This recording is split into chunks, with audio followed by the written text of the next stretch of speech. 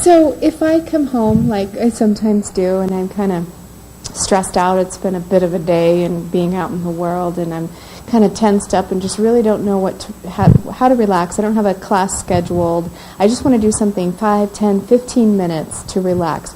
What are some kind of basic yoga things that I might do? Wonderful. One of the most simple things you can do is to change your breath. Oh, yes. So you don't even have to do any kind of posture, although there are many. We could spend hours together going over different simple postures. If you just slow down your breath very slowly, and I can give you maybe just a brief illustration. Sure. So maybe our viewers can hear the sound of the breath. In yoga, this is called ujjayi. Jai means victory. So it's supposed to mean like the victory over the breath, the victory, the consciousness, being aware of that through the manipulation of the lungs, meaning a good manipulation in prana, or the life force. So essentially, what you would want to do would be, number one, become aware of the breath. So that's the remembrance. I'm feeling a little stressed. Okay. I know that I can alter that. I can adapt to that. And so you would take a breath, and I'll do that now for you if you'd like. Yes, please. Yeah, okay.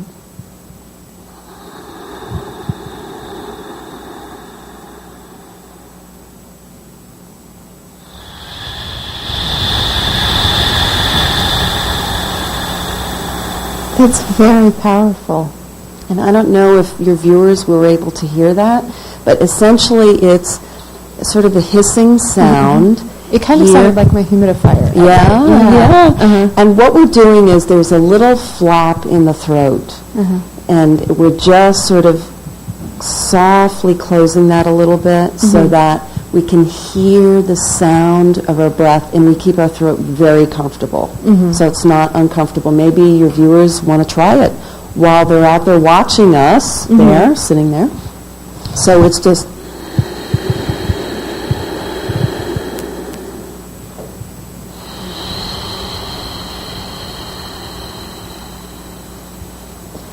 Oh, I don't know if I'll be able to finish the interview. That is so relaxing when you just use your breath in a very intentional way. Yeah, it's what I call conscious breathing. We call it yoga breathing, diaphragmatic breathing. There are many terms. But essentially we're expanding the lungs slowly, and then we're slowly exhaling out.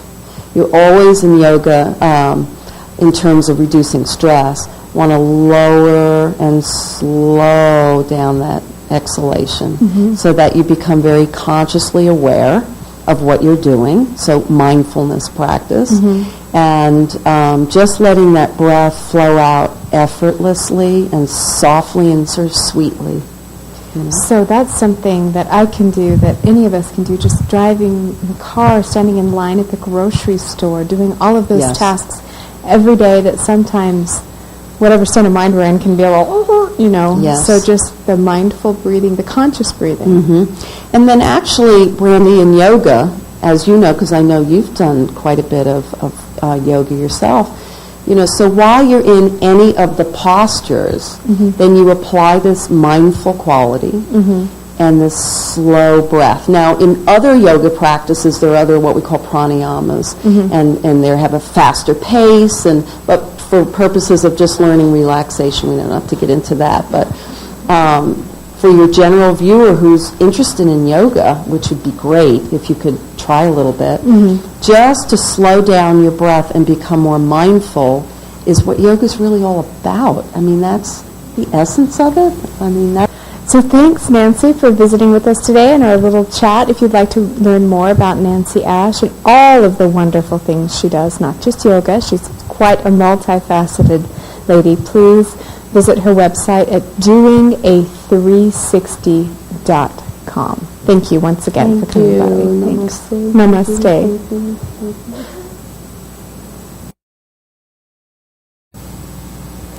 So Nancy, during our interview, we've talked quite a bit about mindfulness, and that kind of keeps coming up. I know I've used the word, you've used the word, I hear it around, and I think some of our viewers do too. What exactly do you mean when you use the word mindfulness? Mindfulness. The interesting thing about those words is that we are really more emptying all of the thoughts from the actual mind, so that we're in what I call being P&A. Present and available. And available. I've heard that before. P&A. Yeah.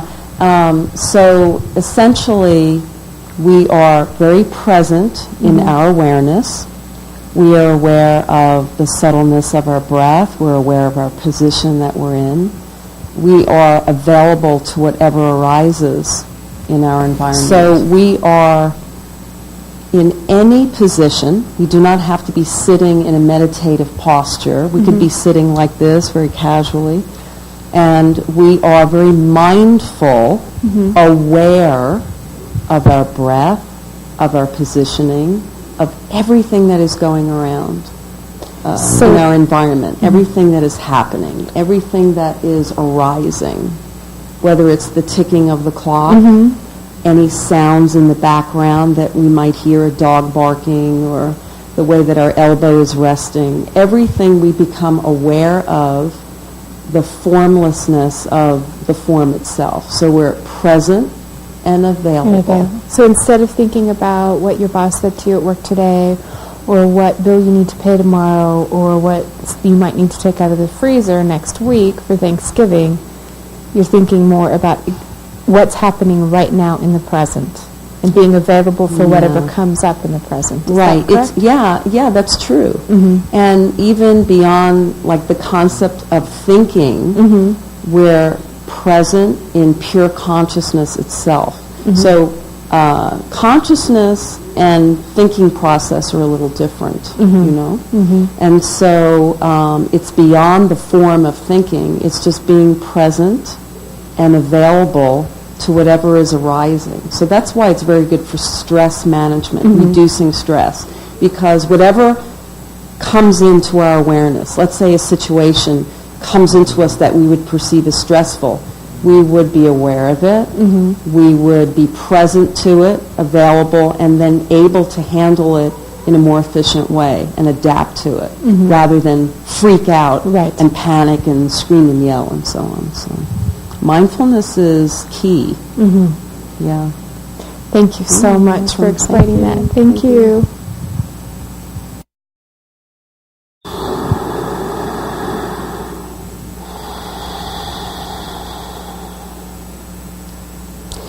So Brandy is demonstrating Shavasana, the relaxation pose of Hatha Yoga.